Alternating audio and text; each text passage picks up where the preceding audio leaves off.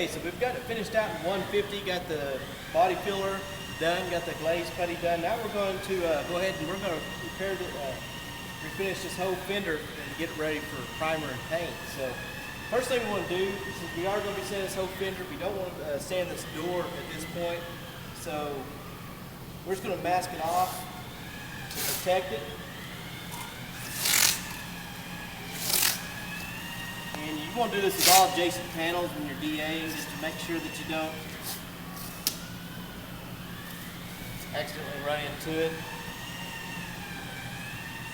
And what I'm going to do, I'm going to get 500 grit on DA.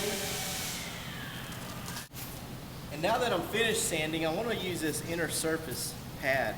It just gives a little extra protection and eliminates any hard edges from the DA that it may get on these edges, and gives you a little bit of a cushioned sanding area. So anytime you're finished sanding, you want the inner surface pad. If you're leveling or feather edging, you don't need that. So I'm going to sand all these areas that I'm going to for sure paint, probably here all the way to the front of the fender.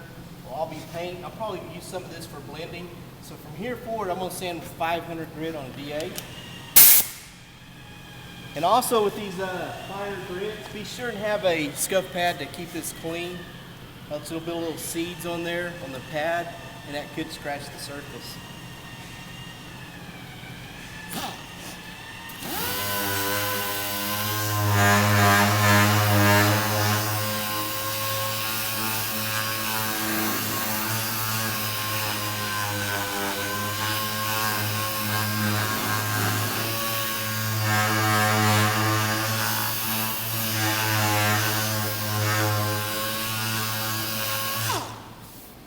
Okay, now that I've got that sanded with 500, I'm going to switch to 800.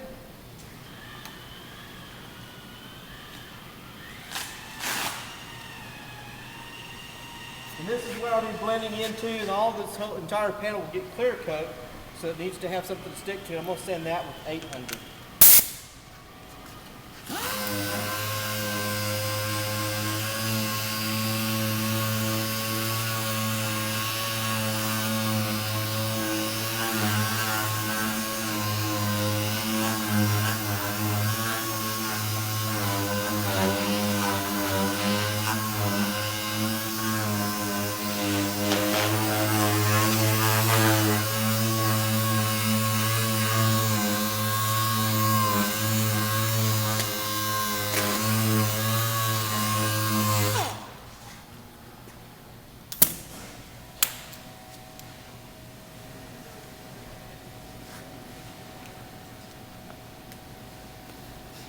Now I've got the whole set sanded with the either the 500 or the 800 grit, and I'm just going to take a gray scuff pad, and now I just want to get the edges.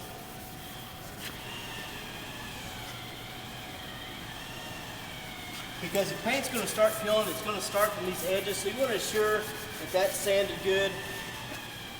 And this will get some of the places it's hard for the DA sander to get.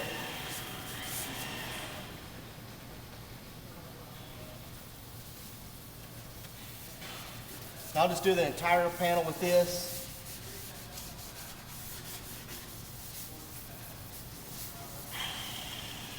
Now you can tell that the gloss has been knocked off of this, and it's ready for paint.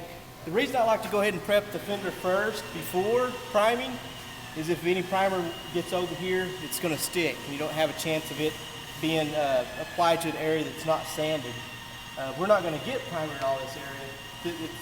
It's just an extra measure to make sure if some of the overspray does get over here, that it will stick to the surface.